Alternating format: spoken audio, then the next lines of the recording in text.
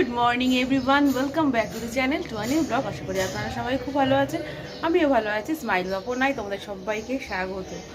তো ব্যাকগ্রাউন্ড দেখে নিশ্চয়ই বোঝা যাচ্ছে যে আমি আজকে বাড়িতে নেই। হ্যাঁ, বাড়িতে নেই, কলকাতা চলে এসেছি, ফ্ল্যাটে এসেছি। একটু বোনদেরকে সবাইকে নিয়ে, ছেলেকে নিয়ে, সবাইকে নিয়ে একটু ফ্ল্যাটে এসেছি।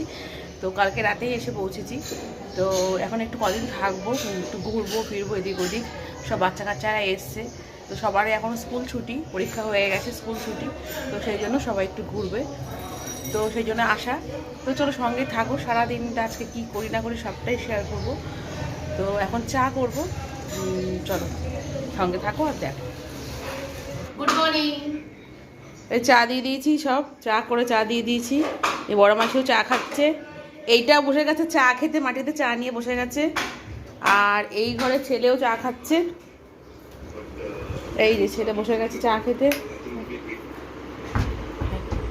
এই চা খাচ্ছে। এখন সব চা খাবে সব। আজকে তো ভীষণ মেঘলা ওয়েদার, মেঘলা ওয়েদারে একদম বৃষ্টি বৃষ্টি পড়েছে, চারিদিকে বৃষ্টি পড়েছে, একদম মেঘলা ওয়েদার রয়েছে।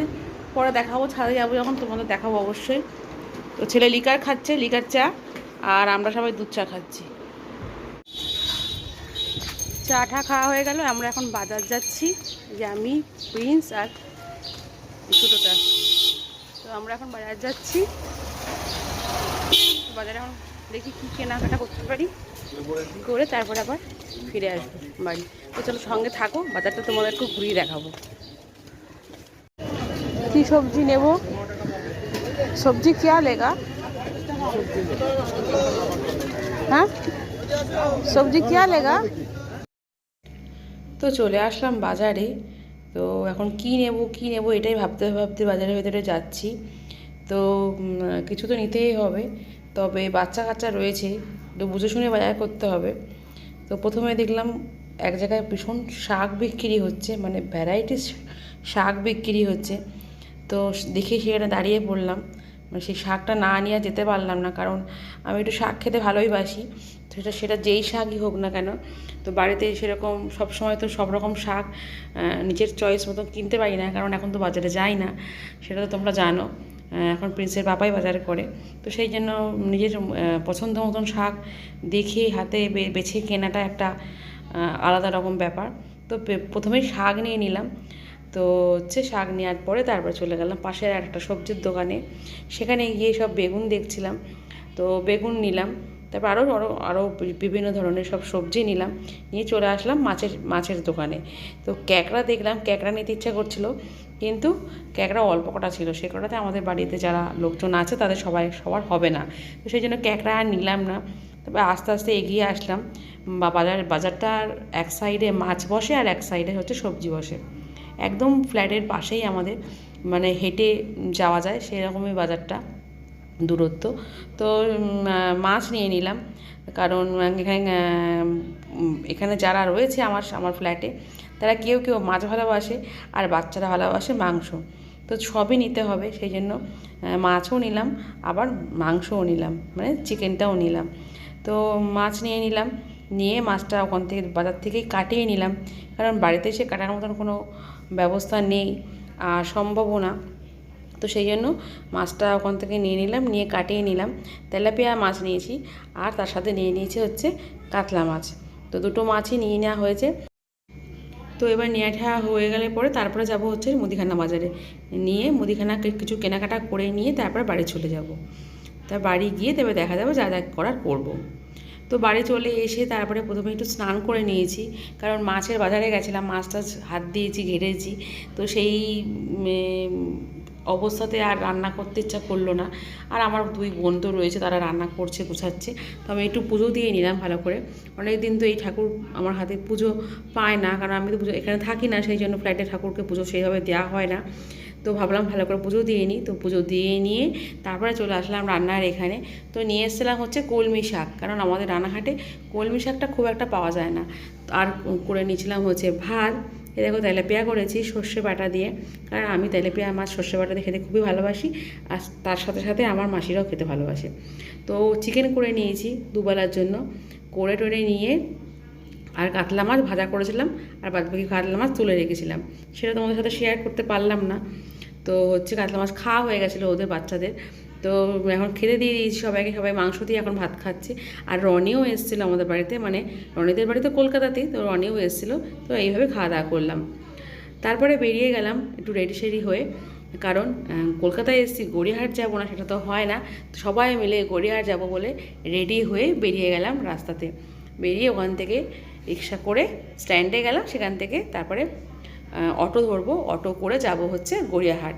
তো তোমরাও সাথে থাকো, দেখতে পারবে আমরা কী কী করছি।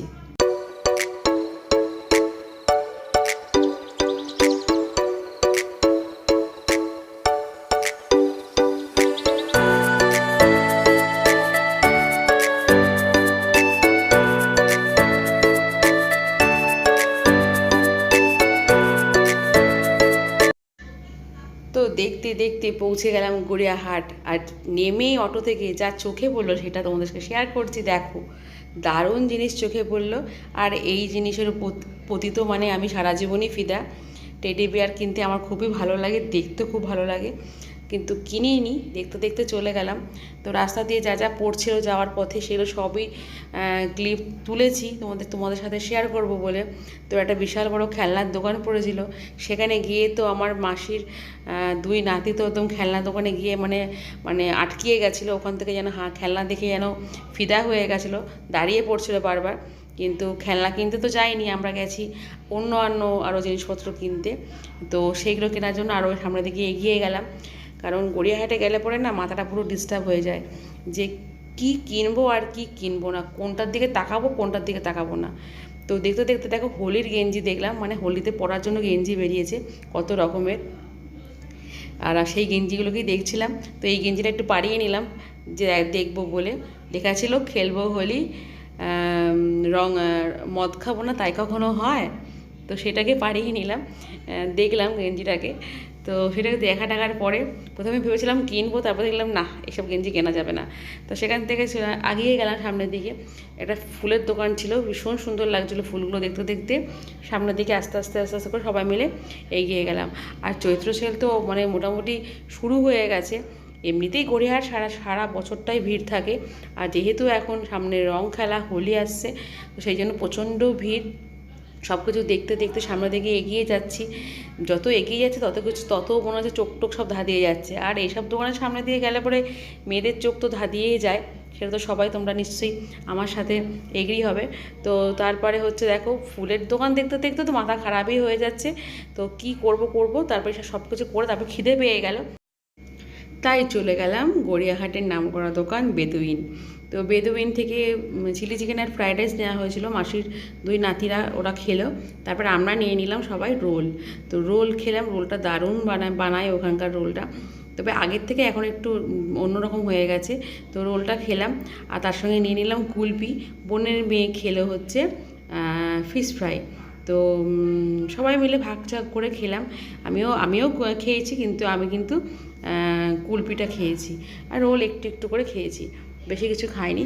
তো এই দেখো আমি কুলপি নিয়ে নিয়েছি, তো এই কুলপিটা আমি এখন খাবো, আমার কুলপি খেতে ভীষণ ভালো লাগে। তো সবাই মিলে খাওয়া দাওয়া করলাম। ওখানে আমার ছোটো মাসিও এসেছিলো গড়িয়াহাটে, আমরা গড়িয়াহাটে যাওয়ার পর ছোটো মাসিকে ফোন করেছিলাম। তো ছোটো মাসিও আমাদের সাথে বেদুইনে আমাদের সাথে এক হলো। তো ওখানে গিয়ে আমরা সবাই মিলে খাওয়া দাওয়া করলাম, মজা করলাম, ঘুরলাম, দারুণ আনন্দ করলাম, ফাটিয়ে আনন্দ করেছি, দারুণ মানে অনেক দিন পর বিকালটা বেশ ভালো গেল। তো ওখান থেকে খাওয়া দাওয়া করে বেরিয়ে গেলাম। বেরিয়ে দেখো এই দোকানগুলোতে গেছিলাম, সব দেখছিলাম, দেখতে দেখতে যাচ্ছিলাম চীনামাটির সব জিনিসপত্র। তো মানে কোনটা কিনবো, কোনটা দেখবো, কোনটা দাম করব, মানে এইসব ভেবে উঠতে উঠতেই দিন কেটে যায় এইসব জায়গায় গেলে পরে। আর যা তাকাবে সেটাই ভালো লাগবে, যেটা দেখবে সেটাই নিতে ইচ্ছা করবে, এমনই একটা দোকান। তো দেখা সাক্ষাৎ করে নিয়ে সব কিছু করে নিলাম। তারপরে চলে গেলাম বাজার কলকাতায়। গড়িয়াহাটে গেছি, আর গড়িয়াহাটের যে বাজার কলকাতা সেটাতে যাব না তা কোনো দিন হয় না। তো সেই জন্য চলে গেলাম বাজার কলকাতাতে। সেখানে গিয়ে টুকটাক কেনাকাটা করলাম, কেনাকাটাগুলো তোমাদের সাথে অবশ্যই শেয়ার করব। তো ওখান থেকে টুকটাক কেনাকাটা করলাম, করতে করতে যেগুলো ক্লিপগুলো তুললাম সেগুলো তোমাদের সাথে এখন শেয়ার করছি। তো সেইগুলো তার মধ্যে যেটা সবথেকে বেশি ভালো লাগলো সেটা হচ্ছে ছোট ছোট বেবিদের জামা। ওখানে ছোট থেকে বড় সবারই জামা পাওয়া যায়, আর কালেকশান যা এসছে দেখলে মাথা ঘুরে যাওয়ার মতন কালেকশান। মানে ছোটোর থেকে ছোটো বেবি থেকে শুরু করে বড়দের সবার জিনিস পাওয়া যায় ওখানে। তো সেখানে গেলে পরে একটা বাড়িতে সবার সব কিছু প্রয়োজনীয় জিনিস কিনে নিতে পারবে। দেখো জামাটা কি সুন্দর। তো চলো দেখতে থাকো।